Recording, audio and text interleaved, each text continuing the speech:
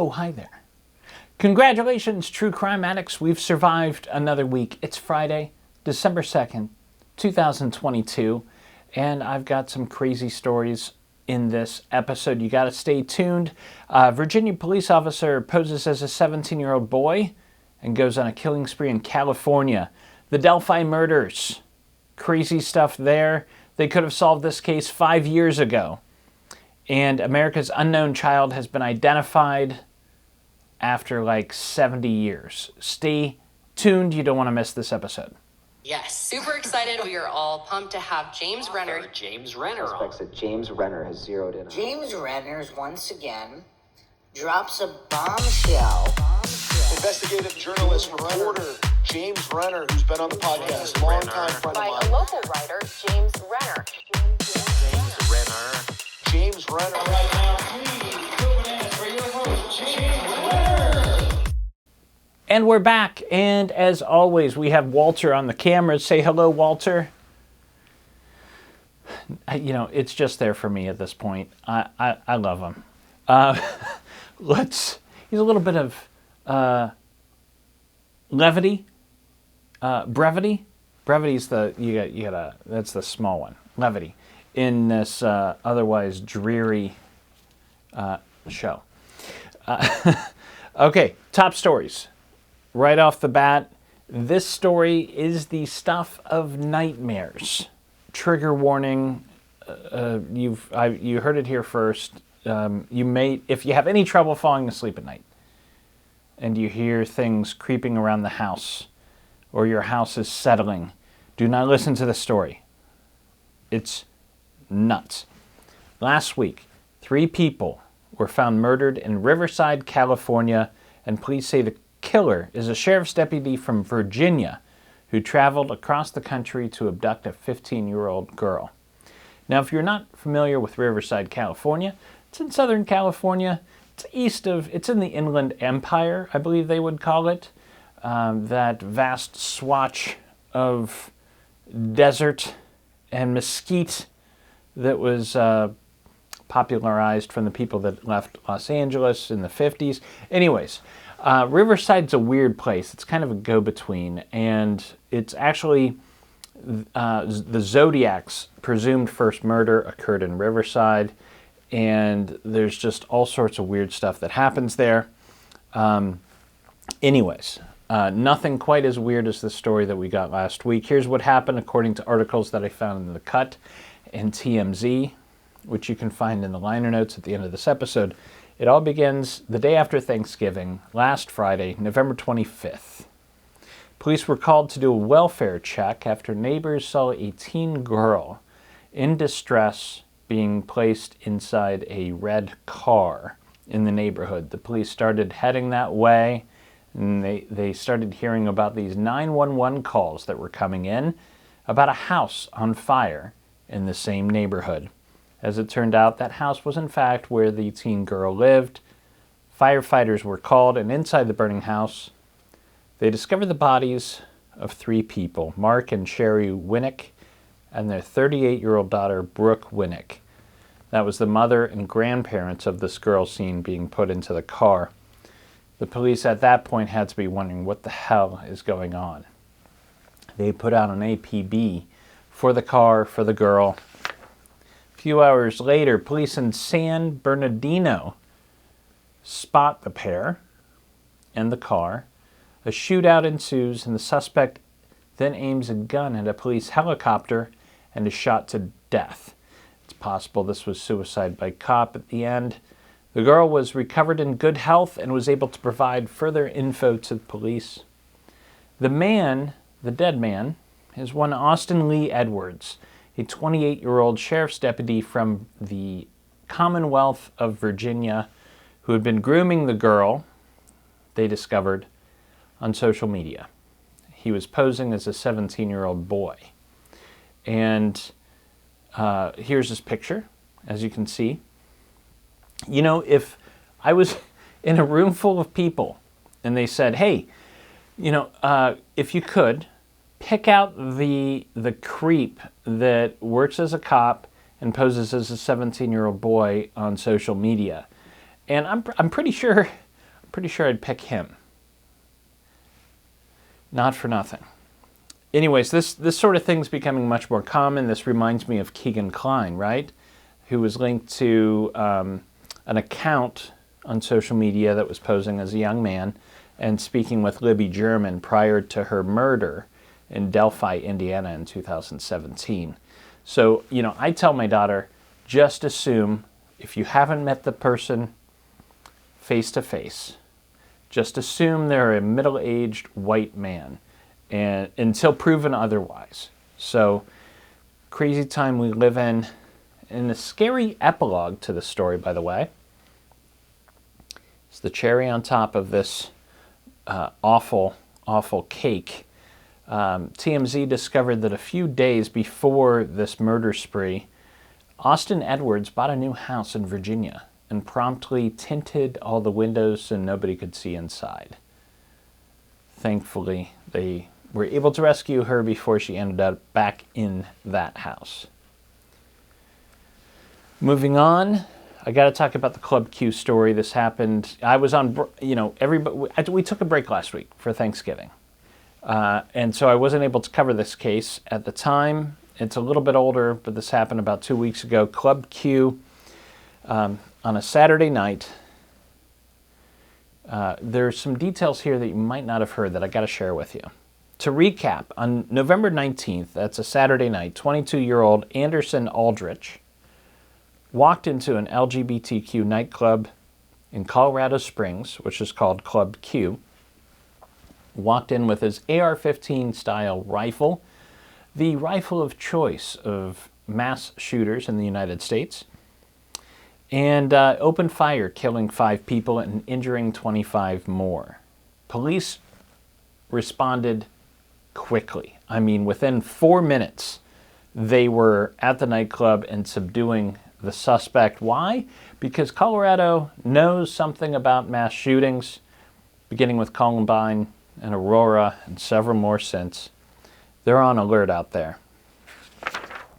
Now, since then, we've learned a little bit more about Anderson Aldrich, which I have to talk about because his life story is a mess. To begin with, that's not really his name. He was born Nicholas Brink, but changed his name because he didn't want to be associated with his father, a guy named Aaron Brink, who is an MMA fighter and a porn star.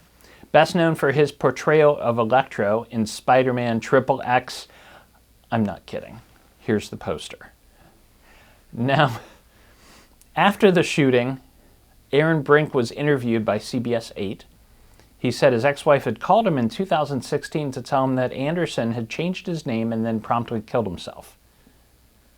So Aaron mourned his death and for 5 years thought his kid was dead. Then about 6 months ago, he calls his dad up just to yell at him, which must have been very surreal. Oh, it gets better. Aaron Brink then went on to tell CBS 8 that a defense lawyer had called him and said that his son was arrested at Club Q. And his biggest fear at that moment was that that meant his son was gay. He said, quote, Mormons don't do gay. He said, there's no gays in the Mormon church. Sure there aren't. Sure. The victims in that case are Daniel Aston, Kelly Loving, Ashley Paw, Derek Rump, and Raymond Vance. Aldrich was taken into custody and will face trial for several murders. And once he was arrested, he told the court that he's non-binary and uses they-them pronouns. So TMZ went out and interviewed his friends, and they're like, what in the world are you talking about? He was always complaining about homosexuals. He would never use those pronouns. They believe that that's a tricky attempt to avoid a hate crime charge in this case. Although when you're facing 5 murders, does it really matter in the long run? But anyways, that seems to just be a trick there. So don't believe what those conservative media folks are telling you about that. Final top story this week, it's got to be Delphi. Delphi is probably the top story in the country again this week. Why? Because the police well, the court finally released the probable cause document that showed why Richard Allen was arrested for the murders of Libby German and Abby Williams in 2017. He was just arrested last month, actually. So, since his arrest, Delphi police and prosecutors have been fighting tooth and nail against journalists, against armchair sleuths, against anybody that wanted it. They didn't want to release this probable cause document, which generally shows why they were able to obtain an arrest. And it's our first glimpse into really any of the facts surrounding these Delphi murders. The police have kept that very quiet from the beginning. In fact, we still don't entirely know how Libby and Abby were killed. So the judge released the probable cause document this week. And, let me go back just a little bit. One of the reasons why they weren't releasing this report is the police were saying that by releasing this, it might jeopardize the case. And members of the families and podcasters with no background in journalism, the kind of entertaining podcasts you might know, were in support of that. They said, don't release this document. Don't give up the details. And we had warned. There are a couple other, the murder sheet, too, has been at the forefront of the journalism covering this case from the beginning. And our concern was that, one, essentially what you're doing is operating a secret court, but also that this might just be, the cops being a little tricky out there because there was something in the reports they didn't want to release because murders happen every day. The details are released to the press. We have open courts, and this is just the way it's done. But anyway, so some red flags there. And when they released the probable cause report this week, we were right. It opened up a whole can of worms because essentially what we learned is they could have arrested Richard Allen about a week after the murders back in 2017. Back then, Allen came forward to police himself to let them know he was on the trail at the Monon High Bridge the day that the girls were killed. He also said he was wearing clothes that matched the killer's clothes, or the person seen on that Snapchat video. So he's placing himself at the scene. He matches the description of the suspect. He owns a gun. By the way, the police found a .40 caliber bullet between the girls' bodies. They knew Richard Allen was there, and they just never tested the bullet against the gun. They recently went back and, because we'll get there in a second. Anyways, they've now tested that bullet against Richard Allen's gun, and they said in this probable cause document that that bullet had been placed in the gun and was ejected from that very gun, linking Richard Allen to the murder site, allegedly. So why did they wait this long, 5.5 years? Because, and this comes from some breaking news from that Murder Sheet podcast, which you should listen to. It appears that somebody with the FBI simply misfiled the report. And that's what they're trying to do with damage control, and it may or may not be true. But even if it were true, if this was just some clerical worker with the FBI who misplaced a piece of paperwork, it doesn't quite fly. Because in homicide investigations, certainly ones that are of this magnitude that involve multiple victims, detectives frequently go back to the first tips that have come in the week after the murder.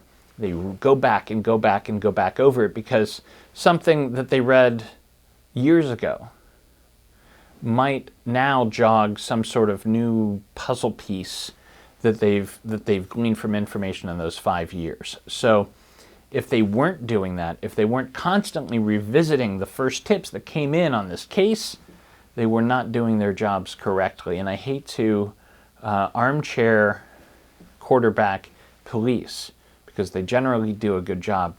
But here it looks like they completely failed this case and the families of the murdered girls. So turns out it was all just a BS excuse. And we should have had this probable cause document right away. Anybody else telling you differently is trying to sell you something, I guarantee it. Those are the top stories, December 2nd. And I'm going to be right back after the break. We've got some cold case updates, including the boy in the box. We know who he is. Stay tuned.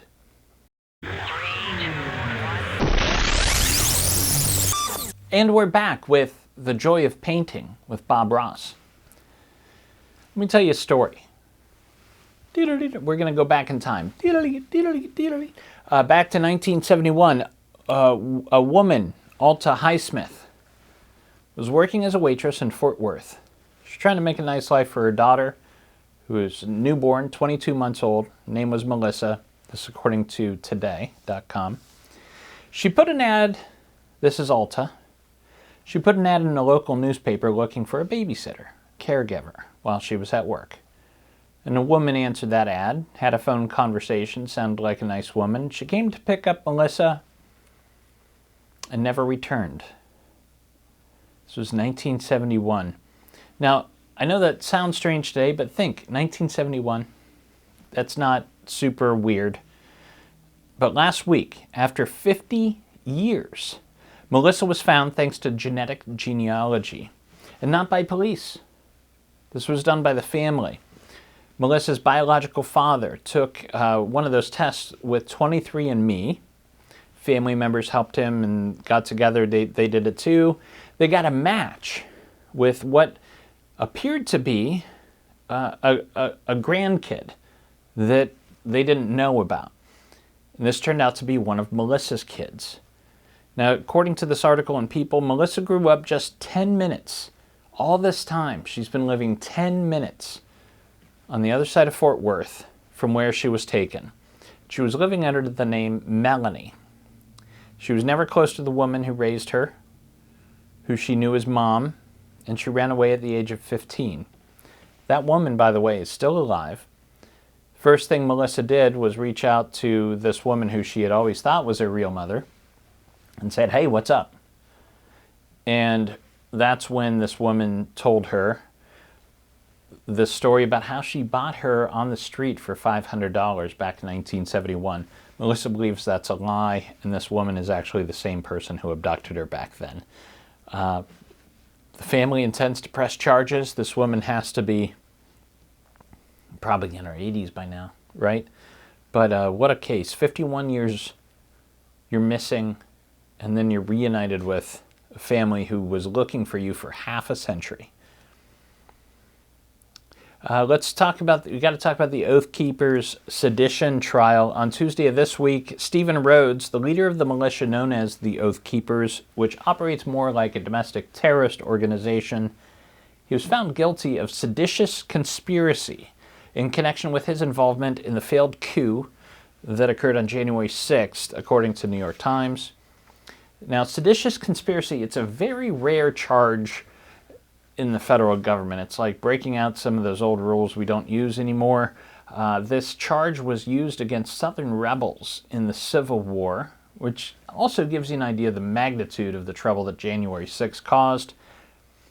It was last used in 1995 against Islamic militants who were targeting New York City landmarks. Here's something that Rhodes said leading up to this charge. If you failed to act while you were still in office, this is Mr. Rhodes talking to Donald Trump, President Trump at the time. If you fail to act while you're still in office, we the people will have to fight a bloody war against these two illegitimate Chinese puppets. Meaning Joe Biden and his Vice President Kamala Harris, of course, although illegitimate Chinese puppets is a killer rock band name, if you ask me. Mr. Rhodes faces 60 years in prison. Can't get there soon enough. Are you following the Idaho University, the University of Idaho mass murder story? It is a bit strange and it's developing. I have my own theory. I'm probably not going to share it. I'm sure you've developed your own, but it's a very unique case. It's been nearly 3 weeks since 4 University of Idaho students were found stabbed to death in their off-campus condo. Police are still searching for a suspect and motive for the attacks. We don't know what the hell happened or why these 4 people are dead. The 4 victims were in their bedrooms at a condo that had 6 bedrooms. Picture this, you've been around the condos outside of large campuses in the United States. This is a 3-level, and there were 6 people kind of crashing there. I think maybe 7 that night, actually. And I believe there were 2 bedrooms on the first floor, second floor, and then third floor. There were entrances from the outside on the first floor, but also on the second floor, kind of a walk up in the back. That might actually be important because the people who were murdered were on the second and third floors, and the 2 young women who were staying on the first floor didn't even realize anything was wrong until like noon the next day. They didn't hear anything, apparently. And when they went up, they found their friends dead. They called into police. They were still processing it and said that they called it in as I think, an unconscious person. So they didn't even realize they were dead yet. So who in the world broke in? The police say there's no signs of forced entry, which kind of suggests that the person either came in or came out of that second floor, right? Because the first floor they would have had to walk through where the other 2 women were staying. Who knows? That's jumping to conclusions too. It's also possible that person was lying in wait in the house while everybody came home and went to bed, because this is a Saturday night in a college town. The 4 victims and the 2 young women on that bottom floor, they were all out partying that night. A couple were at a frat party. A couple others went to, I think, like a club downtown or like a food truck. Everybody was kind of out and about until about 2 a.m., 2:30. The police say the victims were undoubtedly targeted. And they were stabbed to death. There's lots of rumors going around online. You got to temper your expectations. People point to the fact that there's a victim here who made a lot of phone calls to her ex-boyfriend prior to the murder, like about an hour before the murders.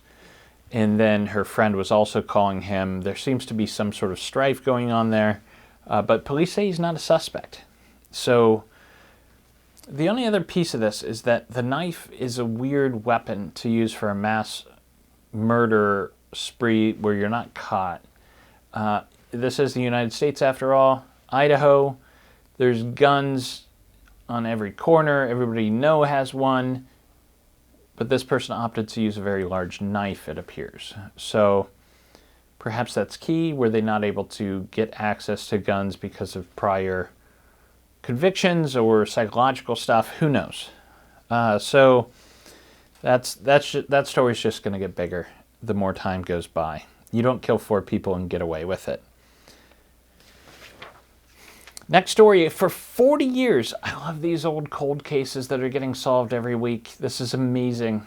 For 40 years, Toronto police had no suspects in the murders of 2 women who were sexually assaulted and stabbed to death in their beds. I'm talking about 45-year-old Susan Tice, who was found in August 1983, and then 22-year-old Erin Gilmore, who was found in December, just 4 months later, or in and around Toronto. Now, these 2 women did not know each other. This seems like the makings of a serial killer, although I don't believe you're called a serial killer until you kill 3 or more. So they're still looking at this guy. I'm getting to an arrest here.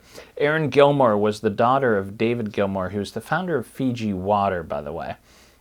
Tice was a mother of 4. Now, earlier this year, Toronto police enlisted the help of Othram Labs, friend of the show, friend of the Porchlight Project, and they tracked this DNA down to a guy named Joseph George Sutherland, who was arrested and charged and sits in prison awaiting trial for 2 counts of first-degree murder. Now, Sutherland now has a family of his own. The police say he's lived in multiple locations around the province. And they're tracking down his previous residences to see if there might be any similar crimes in the area. Are they dealing with a serial killer here? Unknown at this time. He's going to appear at court again in December 9th. Finally, The last big story this week, the boy in the box. This is a huge story. Now, I first heard about it when I was working as a reporter for the Free Times up in Cleveland. I had an editor who was from Philly, and he knew I was into some true crime stuff, and he told me about this mystery of the boy in the box. And it's a case from 1957 where a boy, ages somewhere between the age of 3 and 7, he was found naked, beaten to death, and stuffed in a box in the Fox Chase neighborhood of Greater Philadelphia. And he came to be known as America's Unknown Child. People have been trying to figure out who he was and who killed him since then. Philly police say they now know the name of the boy in the box thanks to genetic genealogy, and they will announce his identity next week. Charges are possible, which means whoever killed him, and it's not a huge leap to think that that was probably one of his parents. Now, assuming they were young, let's say they were 20 back in 1957, they'd be 85 today. So if they're going to charge somebody, this person's going to be very old. But something's happening. Big news for next week already. You heard it here first. Into pop culture, I just finished up watching the documentary on Netflix, Vatican Girl. You got to check it out. It's a great story. I think it's like three or four parts, 3 parts.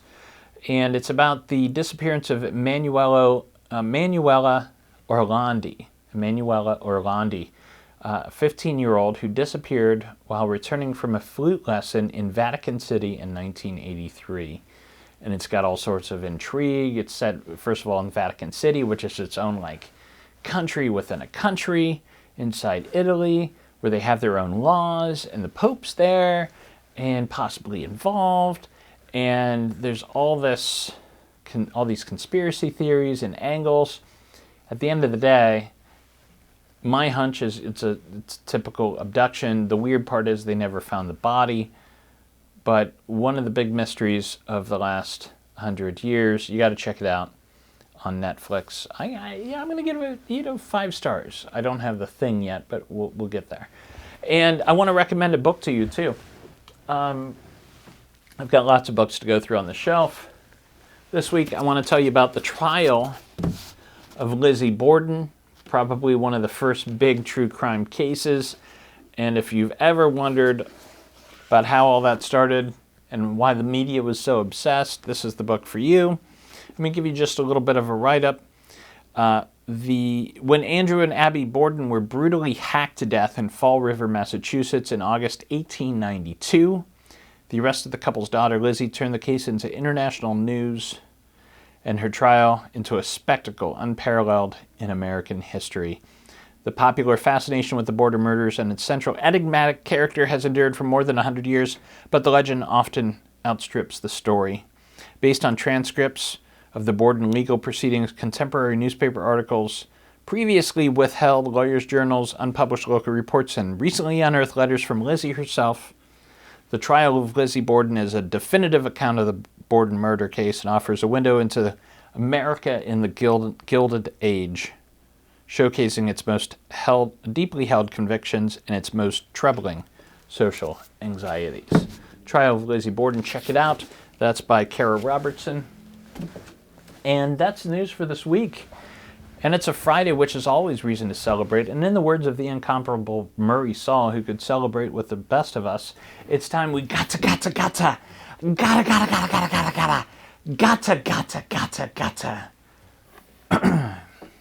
down, damn it.